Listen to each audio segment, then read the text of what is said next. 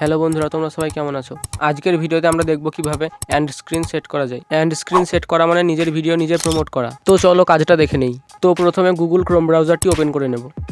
ওপরে সার্চ বারে ক্লিক করব। এখানে সার্চ করে নেব studio.youtube.com বলে।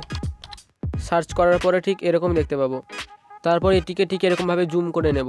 তারপর এখানে ক্লিক করব। এখানে ক্লিক করার পর চ্যানেলের সব ভিডিওগুলো দেখাবে। যেই ভিডিওটিতে এন্ড স্ক্রিন লাগাতে চাই সেই ভিডিওটির উপরে ক্লিক করব। তারপরে ঠিক এরকম দেখাবে। তারপর এন্ড স্ক্রিন লেখার উপরে ক্লিক করব। তারপর এরকম ইন্টারফেস দেখতে পাবো। এখানে অনেক রকম এন্ড স্ক্রিন দেখতে পাবো। যেটি পছন্দ সেটি সিলেক্ট করব।